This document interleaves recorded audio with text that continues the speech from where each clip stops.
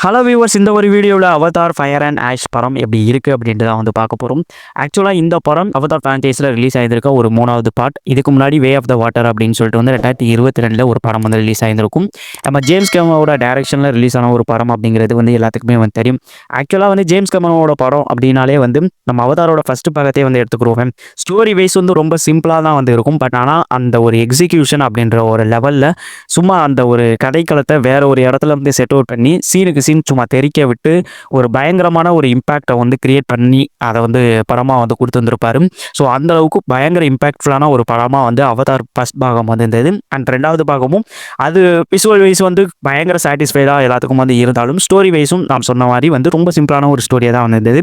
But ஆனால் water சீக்வன்ஸை வச்சு அதை வந்து எடுத்து வந்திருப்பாரு. இதில் அந்த ஃபயர் அண்ட் ஆஷ் அப்படின்ற ஒரு செக்மெண்ட்டுக்குள்ள இந்த படத்தை வந்து எடுத்து வந்திருக்காரு. வீடியோக்குள்ள போகிறதுக்கு முன்னாடி ஒரு விஷயத்த சொல்லிக்கிறேன். ஜேம்ஸ் கேமரோட படம் அப்படின்னாலே வந்து தேட்டரில் போயிட்டு வந்து பார்க்கலாமா அப்படிலாம் வந்து கேட்கவே முடியாது. ஏன்னா வந்து தலைவன் வந்து படம் எடுக்கிறது தேட்டரில் போயிட்டு வந்து பார்க்குறதுக்கு தான். ஏன்னா அந்த ஒரு எக்ஸ்பீரியன்ஸ் அப்படிங்கிறத அப்போ தான் நீங்கள் வந்து ஃபீல் பண்ண முடியும். ஸோ அந்த மாதிரியான வெகு சில டேரக்டர்ஸ் ஒரு சில எக்ஸ்பீரியன்ஸை ஃபீல் பண்ணுறதுக்காகவே படத்தை வந்து எடுப்பாங்க. அந்த மாதிரியான டேரக்டர்ஸ் லிஸ்ட்டில் முக்கியமான ஒரு ஆள் தான் நம்ம ஜேம்ஸ் கேமரன். ஸோ இந்த படத்தையும் அப்படி நான் வந்து ப்ரெசென்ட் பண்ணியிருக்காரு அப்படின்னு சொல்லுவேன். படத்தோட ஸ்டோரி நம்ம ஹீரோ அவரோட மகனோட இறப்புக்கு அப்புறம் அவர் வந்து ஒரு பீஸ்ஃபுல்லாக ஒரு லைஃப்பை வந்து லீட் பண்ணிட்டு வந்து இருக்காரு. ஸோ இப்படி வந்து அவரோட லைஃப் வந்து போயிட்டே வந்து இருக்கும்போது ஒரு டைமில் மாங்குவான் ரைட்டர்ஸ் அப்படின்னு சொல்லிட்டு வந்து ஒரு கேங் வந்து வர்றாங்க.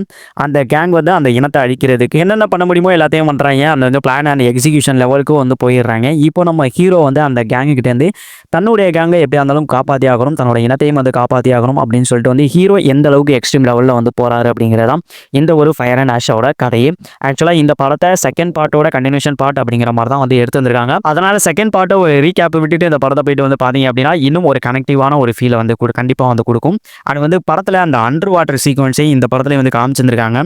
உண்மையிலே அந்த விஷுவல்ஸ் எல்லாம் வந்து பயங்கரமாக வந்து காமிச்சிருக்காங்க அப்படின்னு தான் வந்து சொல்லுவேன். ஒரு சில பிஓவி ஷாட்ஸாக இருக்கட்டும், அது வந்து கிரியேச்சர்ஸை காமிச்ச விதமாக இருக்கட்டும் அப்படின்னு சொல்லிட்டு வந்து டெக்னிக்கலாக அடுத்த ஒரு ஸ்டாண்டர்டுக்கு நம்ம ஜேம்ஸ் கேமரன் வந்து போயிருக்காரு. குறிப்பாக பண்டோரா அப்படின்ற வேர்ல்டை அதிகமாக எக்ஸ்ப்ளோர் பண்ணுற மாதிரியான ஷார்ட்ஸ் இந்த படத்தில் நிறையவே வந்து இருக்கும். ஃபர்ஸ்ட் ஆஃப் ஆல் இந்த படத்தோட டெக்னிக்கல் ஸ்டாண்டர்ட்ஸில் இந்த படம் வந்து நீங்கள் வந்து எந்த ஒரு குறையுமே வந்து சொல்ல முடியாது. ஏன்னா அந்த அளவுக்கு ஒரு அவுட்ஸ்டாண்டிங்கான ஒர்க்கை இந்த படத்தில் வந்து நீங்கள் வந்து ஃபீல் பண்ணலாம். அண்ட் அந்த ஒரு எக்ஸ்பீரியன்ஸையும் கண்டிப்பாக வந்து நீங்கள் வந்து ஃபீல் பண்ண முடியும். குறிப்பாக படத்தில் எக்கச்சக்கமான டிராகன்ஸ் ஒரே டைமில் பறக்கிற மாதிரியான ஒரு ஷாட் ஒன்று இருக்கும் மேலேருந்து. ஸோ அந்த ஷாட்லாம் எப்படா பண்ணாங்க அப்படிங்கிற மாதிரி வந்து நீங்கள் வந்து ஃபீல் பண்ணலாம். ஏன்னா வந்து முழுக்கே வந்து அந்த 3D அனிமேஷன் அப்படிங்கிற மாதிரி ஒரு ஸ்டாண்டர்டில் தான் வந்து எடுத்து வந்திருக்காங்க.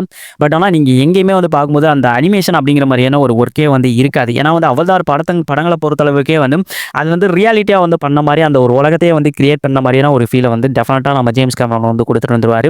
ஸோ அந்த மாதிரியான ஒரு இம்பாக்டான ஒரு விஷுவல்ஸை இந்த படத்தில் நிறையவே வந்து கொடுத்துருந்தாரு.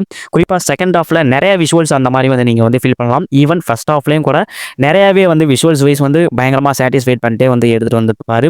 அண்ட் வந்து ஸ்டோரி லைனை பொறுத்தளவுக்கு சிம்பிளான ஒரு ஸ்டோரி லைனாக வந்து இருந்தாலும் அதை வேற ஒரு விஷுவல் உலகத்துக்குள்ளே அடாப்டேஷன் பண்ணி வந்து எடுத்துகிட்டு வர்றதான் நம்ம ஜேம்ஸ் கேமரனோட ஒரு தனித்தன்மை அப்படின்னே வந்து சொல்லலாம். அந்த ஒரு தனித்தன்மையை இந்த படத்துலேயே வந்து கரெக்டாகவே மெயின்டைன் பண்ணிட்டு படத்தை ஃபுல்லாகவே வந்து எடுத்துகிட்டு வந்திருக்காரு. இந்த படம் முழுக்க முழுக்க சிஜியில் தான் வந்து பண்ணியிருக்காங்க அப்படிங்கிறது எல்லாத்துக்குமே தெரியும். ஸோ அந்த ஒரு சிஜியில் கூட ஒரு குவாலிட்டியான ஒரு டீட்டெயிலிங் ஒர்க்கை அந்த படத்தில் நீங்கள் வந்து பார்க்க முடியும். ஸோ அதான் அந்த படத்தையும் வந்து ரெப்ரசென்ட் பண்ணுது அப்படின்னு சொல்லுவேன். சூப்பரான ஒரு சிஜி குவாலிட்டி அண்ட் வந்து டீட்டெயிலிங் லெவலில் அந்த படத்தில் நீங்கள் வந்து பார்க்க முடியும். அதான் இந்த படத்தோட குவாலிட்டியை வந்து தீர்மானிக்குது அப்படின்னு சொல்லுவேன். அந்த அளவுக்கு குவாலிட்டியான ஒரு ஒர்க் வந்து போயிருந்திருக்கு. நிலம், நீர், நெருப்பு, காற்று, ஆகாயம் அப்படி சொல்லிட்டு வந்து 50 ரெப்ரசென்ட் பண்ணி தான் அவரோட கதைக்களத்தை வேற ஒரு இடத்துல வந்து செட் பண்ணி அது ஒரு விஷுவல் ப்ரெசன்டேஷனாக வந்து ப்ரெசென்ட் பண்ணிட்டு வந்திருக்காரு. மேபி அடுத்து வரப்போகிற 2 பார்ட்டும் வந்து அப்படி தான் வந்து இருக்கும் அப்படின்னு நினைக்கிறேன். ஸோ பட் ஆனால் விஷுவல் ப்ரெசன்டேஷனில் அவர் எப்படி ஒரு படத்தை குவாலிட்டியாக வந்து ப்ரெசென்ட் பண்ணுமோ அந்த அளவுக்கு வந்து குவாலிட்டியாக வந்து ப்ரெசென்ட் பண்ணியிருக்காரு. அது வந்து அந்த ஒரு பண்டோரா அப்படின்ற உலகத்தை வந்து காமிச்சதாக இருக்கட்டும், அது வந்து நாவிஸ் அப்படின்ற அந்த ஒரு இனக்குழுவை வந்து காமிச்சதாக இருக்கட்டும், எல்லாமே வந்து சூப்பராக குவாலிட்டியான ஒரு சிஜி குவாலிட்டியில் வந்து படத்தை வந்து கொண்டு வந்திருக்காரு. ஜேம்ஸ் கேமரன் அவரோட மூளையை எப்படி அந்த உலகத்தை வந்து கிரியேட் பண்ணாரு அப்படின்னு வந்து தெரில. ஏன்னா வந்து அந்த உலகத்தை வந்து பார்க்கும்போதே அவ்வளோ சூப்பராக வந்து இருக்குது. அந்த வந்து இந்த கிரியேச்சர்ஸ்லாம் வித்தியாசமாக வந்து சிஜிஐ வந்து பண்ணியிருந்தாங்க. வித்தியாசமான கிரியேச்சர்ஸும் இந்த படத்தில் நீங்கள் வந்து பார்க்க முடியும். என்டையர் அந்த பண்டோரா அப்படின்ற வேர்ல்டை ஒரு ஹை குவாலிட்டி சிஜிஐ ஒர்க்கோட ஒரு மேக்கிங்கில் இந்த படத்தை வந்து ஹை குவாலிட்டியில் ஒன்று ப்ரெசென்ட் பண்ண தான் அந்த படத்தோட மிகப்பெரிய ஒரு பாசிட்டிவ் பாயிண்ட் அப்படின்னு சொல்லுவேன். இந்த விஷுவல் ப்ரெசன்டேஷன் அவ்வளோ சூப்பராக இருந்தது. கண்ணில் வச்சு ஒத்திக்கலாம் அந்த அளவுக்கு வந்து விஷுவலாக வந்து சூப்பராக வந்து பண்ணியிருந்தாங்க. அண்ட் கேரக்டர்ஸ் வைஸ் வந்து படத்தில் நம்ம கதாநாயகனாக இருக்கட்டும் அண்ட் வந்து அந்த கேங்கில் இருக்கக்கூடிய சில மெம்பர்ஸ் வந்து நிறைய பேர் வந்து இருப்பாங்க.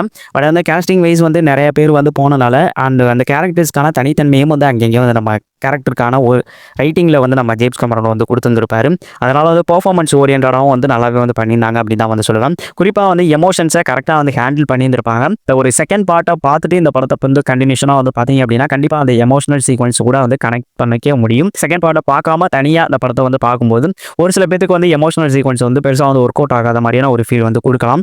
பட் ஆனால் அந்த பாட்டை கண்டிப்பாக வந்து பார்த்துருவாங்க செகண்ட் பார்ட்டவே அந்த பாட்டை அப்படி பார்த்துட்டு இந்த படத்தை வந்து பார்த்தீங்க அப்படின்னா கண்டிப்பாக அந்த எமோஷனல் சீக்வன்ஸ் கூட கனெக்ட் பண்ணிட்டு இந்த படத்தை நீங்கள் போயிட்டு வந்து பார்க்கலாம். சாம் வொர்த்திங்டன், அப்புறம் Zoe Saldana, Sigourney Weaver, Stephen Lang, Kate Winslet எல்லாருமே வந்து அவங்களோட பெர்ஃபார்மன்ஸை அல்டிமேட்டாக வந்து படத்தில் வந்து கொடுத்துருப்பாங்க. அண்ட் எல்லாரோட உழைப்பையும் வந்து நம்ம வந்து ஃபீல் பண்ண முடியும். ஏன்னா வந்து எக்ஸ்ட்ரீம் லெவலில் வந்து போயிருந்திருக்கு. அது அந்த எஃபர்ட்டுங்கிறது அந்த லெவலில் வந்து இருந்திருக்கு அப்படிங்கிறத இங்கே படம் பார்த்து முடிச்சதுக்கப்புறம் கண்டிப்பாக வந்து ஃபீல் பண்ணலாம். ஐமேக்ஸில் அந்த படத்தை எடுத்துருந்தது ஒரு பெரிய ஒரு அட்வான்டேஜ். அண்ட் ப்ராப்பர் 3D மெட்டீரியலுக்கான ஒரு படம். ஏன்னா வந்து ஒரு சில படங்களை 3Dக்கு வந்து அடாப்ட் பண்ணிட்டு வந்து எடுத்துட்டு வருவாங்க. அப்படிலாம் வந்து இல்லாமல் 3Dக்காக பர்ஃபெக்டான ஒரு படத்தை வந்து ப்ரெசென்ட் பண்ண மாதிரி தான் வந்து இருந்தது. ஏன்னா வந்து படம் பார்த்து முடிச்சதுக்கப்புறம் வேற ஒரு உலகத்தை கம்ப்ளீட்டாக நம்ம பார்த்து வந்த ஒரு எக்ஸ்பீரியன்ஸ் வந்து கிடைக்கும். அதான் இந்த படத்தோட மிகப்பெரிய ஒரு அட்வான்டேஜ் பாயிண்ட் அப்படின்னு சொல்லலாம். ஸ்டீஃபன் லேங்கோட பாயிண்ட் ஆஃப் வியூவில் ஒரு சில சீக்வன்ஸ் இருக்கும். ஸோ அந்த சீக்வன்ஸை செம்மையாக வந்து காட்சிப்படுத்தி இருந்திருப்பாங்க. அதே மாதிரி வந்து அந்த வாட்டர் சீக்வன்ஸ் அப்படிங்கிறப்போ வந்து பின்னாடி இருக்கிற அந்த மலை கொண்டும் அதுக்கும் வந்து ஒரு டீட்டெயிலிங் ஒன்று வந்து இருக்கும். படத்தில் உள்ள கேரக்டர்ஸை மட்டும் சிஜிஐயில் கொண்டு வரதுன்னு இல்லாமல் அந்த ஒரு வேர்ல்டையே வந்து உருவாக்குறதுன்னு ஒன்று இருக்குல்ல. ஸோ அந்த ஒரு சிஜிஐ குவாலிட்டியில தான் அப்புறம் வந்து நெக்ஸ்ட் ஸ்டாண்டர்டுக்கு வந்து போயிருந்திருக்கு அப்படின்னு சொல்லுவாங்க. ஒரு அவுட்ஸ்டாண்டிங்கான ஒரு ஒர்க் இருந்திருக்கு டெக்னிக்கல் சைடை பொறுத்தளவுக்கு. ஸோ அதெல்லாம் வந்து வார்த்தைகளால் சொல்ல முடியாது. விஷுவலாக வந்து நீங்கள் வந்து ஃபீல் பண்ணால் மட்டும்தான் அந்த ஒரு எக்ஸ்பீரியன்ஸுங்கிறது முழுசாக வந்து கிடைக்கும். அண்ட் இப்போ கரண்ட்டில் இந்த மாதிரியான ஒரு சிஜிஐ அவுட்ஸ்டாண்டிங்கான ஒரு ஒர்க்கை எந்த படத்தில் வந்து பார்த்துருக்க மாட்டீங்க. இந்த படம் இன்னும் ஒரு நெக்ஸ்ட் ஸ்டேஜில் வந்து போயிருந்திருக்கு அப்படின்னு தான் வந்து சொல்லுவேன். ஏன்னா அந்தளவுக்கு தேட்டரில் பார்க்கும்போது சரியான ஒரு விஷுவல் ட்ரீட்டாக வந்து இந்த படம் வந்து இருந்தது. ஸோ தான் வந்து இந்த படத்தில் மிகப்பெரிய ஒரு பாசிட்டிவ் பாயிண்ட்டாகவும் எனக்கு வந்து ஃபீல் ஆகிட்டு இருந்தது. படத்தோட ஸ்டோரி லைனுங்கிறது ரொம்ப சிம்பிளான ஒரு ஸ்டோரி லைன். அண்ட் வந்து நீங்கள் வந்து கதை ஓரியன்டாகவும் அண்ட் வந்து டர்ன் அண்ட் ட்விஸ்ட் வந்து நிறையா வந்து இருக்கணும் அப்படின்லாம் போயிட்டு வந்து ஒரு இந்த படத்தை போயிட்டு வந்து பார்த்துறாதீங்க. அப்படிலாம் நீங்கள் எதிர்பார்த்து போயிட்டு வந்து பார்த்தீங்க அப்படின்னா நிறையவே வந்து டிசப்பாயிண்ட் ஆகிறதுக்கு வந்து வாய்ப்பு இருக்குது. சிம்பிளான ஒரு ஸ்டோரி லைன் அதை வந்து விஷுவல் ட்ரீட்டாக வந்து ப்ரெசென்ட் பண்ணியிருக்காங்க.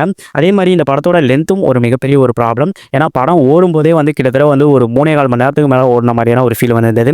அண்ட் அதான் அந்த டியூரேஷன் லெவலில் அந்த படத்தை வந்து கொஞ்சம் வந்து ட்ரிம் பண்ணியிருக்கலாம். ஏன்னா வந்து ஃபர்ஸ்ட் ஹாஃப் பொறுத்தளவுக்கு ரொம்ப வளவலன்னு கொஞ்சம் லென்த்தாக போன மாதிரி ஒரு ஃபீல் வந்திருந்தது. பட் ஆனால் செகண்ட் ஹாஃபில் பயங்கரமாக அதை வந்து ஃபுல் ஆஃப் பண்ணிட்டு விஷுவல் ட்ரீட்டை அங்கங்கே தெரிய விட்டு படத்தை வந்து எடுத்துகிட்டு வந்துருக்காங்க. அதனால ஃபர்ஸ்ட் ஹாஃபை கொஞ்சம் பொறுமையாக பாருங்கள். ஏன்னா வந்து கான்வர்சேஷன் சீன்ஸும் வந்து அதிகமாக வந்து இருக்கும். ஃபர்ஸ்ட் ஹாஃபை கடந்துட்டீங்க அப்படின்னா வந்து செகண்ட் ஹாஃப் பார்த்து முடிச்சதுக்கப்புறம் உண்மையிலே ஒரு ஒர்த்தான ஒரு படம் பார்த்தோம், நல்ல ஒரு தியேட்டர் எக்ஸ்பீரியன்ஸான ஒரு படம் பார்த்தோம் அப்படிங்கிற ஒரு ஃபீலை டெஃபினட்டான படம் உங்களுக்கு வந்து கொடுக்கும். சீக்வன்ஸை நம்ம ஹீரோ வந்து எப்படி வந்து ஹேண்டில் பண்ணுறாரு அப்படிங்கிற மாதிரி தான் வந்து படத்தோட கதைக்களமே வந்து போகுது. அதனால் ப்ராப்பரான வில்லன் கேரக்டர் வந்து இருந்தால் இன்னும் வந்து இம்பாக்ட்ஃபுல்லாக வந்து இருந்திருக்குமோ அப்படிங்கிற மாதிரியான ஒரு தாட் வந்து எனக்கு படம் பார்க்கும்போது வந்து தோணி இருந்தது. ப்ராப்பர் வில்லனுக்கான ரைட்டிங் ஒர்க்கு பெருசாக அந்த படத்தில் வந்து இல்லை. படத்தோட ரீகேப் அந்த செகண்ட் பார்ட்டுக்கான ஒரு ரீகேப் வந்து கொடுத்துருக்கலாம். நிறைய பேர் வந்து படம் புரியாத மாதிரியே பார்த்துட்டு இருந்த மாதிரியே ஒரு ஃபீல் வந்து இருந்தது. ஸோ அதனால் செகண்ட் பார்ட்டை பார்த்துட்டு இந்த படத்தை போயிட்டு வந்து ட்ரை பண்ணுங்க. இன்னும் பெட்டரான ஒரு கனெக்ஷன் வந்து கிடைக்கும். அதே மாதிரி வந்து படம் பார்த்து முடிச்சதுக்கப்புறம் உண்மையிலே ஒரு வேற மாதிரியான ஒரு சம்பவத்தை வந்து பண்ணியிருந்திருக்காரு. அந்த விஷுவல் வைஸ் வந்து அவுட்ஸ்டாண்டிங்கான ஒரு ஒர்க் வந்து கொடுத்துருக்காரு. நெக்ஸ்ட் லெவலுக்கு நம்ம ஜேம்ஸ் கேமரன் வந்து போயிருந்திருக்காரு அப்படிங்கிற மாதிரியான ஒரு ஃபீல் வந்து டெஃபினட்டாக படம் பார்த்து முடிச்சதுக்கப்புறம் உங்களுக்கு வந்து வரும். குறிப்பாக வந்து செகண்ட் ஹாஃபை பார்த்து முடிச்சதுக்கப்புறம் டெஃபினட்டாக உங்களுக்கு வந்து அந்த ஒரு தாட் வந்து வர்றதுக்கான வாய்ப்புகள் வந்து அதிகம். கொஞ்சம் லேட்டராக தியேட்டரில் பார்க்காம ஓடிடியில் படத்தை வந்து பார்த்துட்டு படம் வந்து நல்லா இல்லை ப்ரோ அப்படின்லாம் வந்து சொல்லாதீங்க. ஏன்னா வந்து பியூர் அண்ட் பியூர் ஒரு தியேட்டரிக்கலான ஒரு மெட்டீரியல், தியேட்டரிக்கலான ஒரு எக்ஸ்பீரியன்ஸை வந்து டெஃபினட்டாக அந்த படத்தில் வந்து நீங்கள் வந்து ஃபீல் பண்ணலாம். ஆக்சுவலாக இந்த படத்தை பார்த்தா தான் அடுத்து வரப்போகிற 2 பார்ட்டையும் வந்து பார்க்க முடியும். ஏன்னா வந்து 2031 வரையுமே இந்த ஒரு அவதார் ஃப்ரான்ச்சைஸ் வந்து தொடரும் அப்படின்னு வந்து சொல்லியிருக்காரு நம்ம ஜேம்ஸ் கேமரன். ஸோ அதனால் மிஸ் பண்ணாமல் அந்த படத்தை தியேட்டரில் போயிட்டு வந்து பார்த்துருங்க. அண்ட் நம்மளை பொறுத்தளவுக்கு ஒரு ஒர்த் வாட்ச் அப்படின்ற ஒரு கேட்டகரிஸில் வரக்கூடிய ஒரு படம் தான் இந்த ஒரு ஃபயர் அண்ட் ஆஷ். ஸோ பார்க்கணும்னு நினைக்கிறவங்க கண்டிப்பாக தியேட்டரில் ட்ரை பண்ணி பாருங்கள். That's all guys. வீடியோ பிடிச்சிருந்தனா like and share and subscribe பண்ணிக்கோங்க. அண்ட் மீண்டும் இன்னும் நிறைய வீடியோஸ் அண்ட் விமர்சனங்களோட உங்களை வந்து மீட் பண்ணுறேன். Thank you so much. Bye bye and love you guys.